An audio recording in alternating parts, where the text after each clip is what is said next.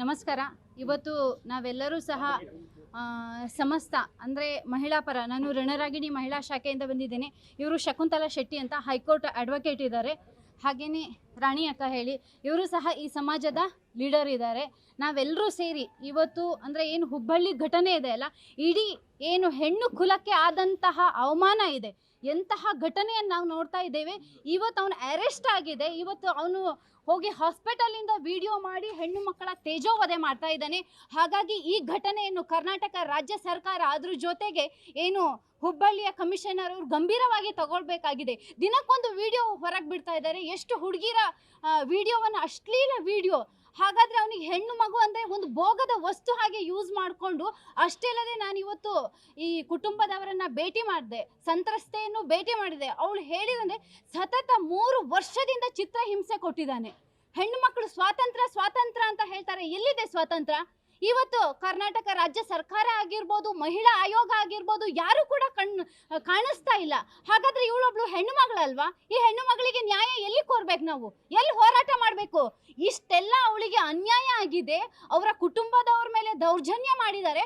ಮತ್ತೆ ಜಿಹಾದಿ ಅವ್ರ ಜೊತೆಗೆ ಎಲ್ಲರೂ ಸೇರಿ ಇವ್ರ ಮನೆಗೆ ಬಂದು ಇವ್ರ ಮನೆ ಬಾಗಿಲು ತಟ್ಟಿ ಖುಷಿಯನ್ನ ಕೊಲೆ ಮಾಡ್ಲಿಕ್ಕೋಸ್ಕರ ಅವನ ಹತ್ರ ಚಾಕು ಇತ್ತಂತೆ. ಪೆಟ್ರೋಲ್ ಹಾಕಿ ಸಾಯಿಸ್ತೀನಿ ಅಂತ ಬೆದರಿಕೆ ಹಾಕ್ತಾ ಇದ್ದಾನೆ. ಅವರು ಈ ಸಂಘಟನೆಯವರು ಎಲ್ಲ ಈ ಸಮಾಜದವರು ಅವ್ರ ಮನೆಗೆ ಹೋಗಿ ಅವನಿಗೆ ಹೇಳಿ ನಂತರ ಅವ್ರು 10 ಜನ ಬಂದು ಇವ್ರಿಗೆ ಹೊಡಿತಾರಂದ್ರೆ ಎಂತಹ ಗಂಭೀರ ಇದೆ. 3 ವರ್ಷದ ಹಳೆ ವಿಡಿಯೋ ಯಾವುದೋ, ಅದು ಗೋವಾ ಟ್ರಿಪ್ಪು ಅದು ಇದು ಅಂತ ಕತೆ ಹೇಳ್ತಾರಲ್ಲ, ಅವರು ಫ್ಯಾಮಿಲಿ ಫಂಕ್ಷನ್ಗೆ ಹೋಗಿದ್ದಾರೆ. ಅವರು ಆ ವಿಡಿಯೋವನ್ನ ಇಟ್ಕೊಂಡು ಬ್ಲ್ಯಾಕ್ ಮೇಲ್ ಮಾಡ್ತಾ ಇದ್ದಾರೆ. ಅದಕ್ಕೋಸ್ಕರ ನಾನಿವತ್ತು ಆಗ್ರಹ ಮಾಡ್ತೇನೆ ಮಾಧ್ಯಮದ ಮೂಲಕ, ಏನಂದ್ರೆ ಅವನ ತಂಗಿಯನ್ನ ಅರೆಸ್ಟ್ ಮಾಡ್ಬೇಕು, ಅವನ ಅಕ್ಕನನ್ನ. ಯಾಕಂತ ಹೇಳಿದ್ರೆ 2022ದಲ್ಲಿ ಏನು ಶಾಹೀನ್ ಗ್ಯಾಂಗ್, ಇದನ್ನ ನಾವು ಹೇಳ್ತಾ ಇಲ್ಲ, ರಾಷ್ಟ್ರೀಯ ತನಿಖಾ ದಳ ಹೇಳಿದೆ.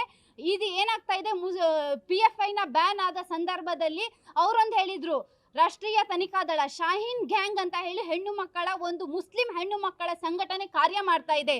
ಅವ್ರ ಕೆಲಸ ಏನಂದ್ರೆ ಹಿಂದೂ ಹೆಣ್ಣು ಮಕ್ಕಳ ಜೊತೆ ಫ್ರೆಂಡ್ಶಿಪ್ ಮಾಡೋದು, ನಿಧಾನವಾಗಿ ಅವ್ರ ಅಣ್ಣಂದಿರಿಗೆ ಅಕ್ಕಂದಿರಿಗೆ ಎಲ್ಲ, ಅಣ್ಣ ತಮ್ಮಂದಿರಿಗೆ, ಅವರ ಫ್ಯಾಮಿಲಿ ಅವರಿಗೆ ಪರಿಚಯ ಮಾಡ್ಕೊಳ್ಳೋದು.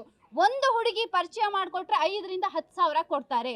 ಆವಾಗಲೇ 22ದಲ್ಲೇ ನಾವು ಪ್ರೊಟೆಸ್ಟ್ ಮಾಡಿದ್ವಿ, ಆಗಿನ ಗೃಹ ಸಚಿವರನ್ನ ಭೇಟಿ ಮಾಡಿದ್ವಿ, ಮನವಿ ಕೊಟ್ವಿ, ಏನಾದರೂ ಕಾರ್ಯಾಚರಣೆ ಮಾಡಬೇಕು ಅಂತ ಹೇಳಿ.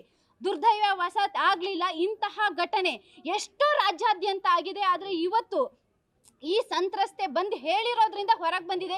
ಹೀಗೆ ಎಷ್ಟೋ ಹೆಣ್ಣುಮಕ್ಕಳು ಅದಾದ ನಂತರ ಅವಳು ಮೊನ್ನೆ ಸ್ಟೇಟ್ಮೆಂಟ್ ಕೊಟ್ಟರು, ನಿನ್ನೆ ಹೇಳಿದ್ರು, ಇವತ್ತು ಸಹ ಒಂದು ಫೋನ್ ಕಾಲ್ ಬಂದಿದೆ, ಸೇಮ್ ಇದೇ ರೀತಿ ಚಿತ್ರಹಿಂಸೆ ಕೊಡ್ತಾ ಇದ್ದಾನೆ ಅಂತ ಹೇಳಿ. ಆದ್ರಿಂದ ಅವನಿಗೆ ಕಠಿಣ ಇದಾಗಬೇಕು, ಶಿಕ್ಷೆ ಆಗಬೇಕು ಅಂತ ಹೇಳಿ ನಾವಿವತ್ತು ಆಗ್ರಹ ಮಾಡ್ತೇವೆ. ಇದನ್ನು ನಾವು ಇಷ್ಟಕ್ಕೆ ಬಿಡಲ್ಲ. ರಾಜ್ಯದ ಮೂಲೆ ಮೂಲೆಯಲ್ಲಿ ನಾವು ನಮ್ಮ ರಣರಾಗಿಣಿ ಮಹಿಳಾ ಸಂಘಟನೆಯಿಂದ, ಸಮಸ್ತ ಸಂಘಟನೆಯಿಂದ ಹೆಣ್ಣು ಮಕ್ಕಳು ಸೇರಿ ಪ್ರೊಟೆಸ್ಟ್ ಮಾಡೋರಿದ್ದೇವೆ. ಎಲ್ಲರಿಗೂ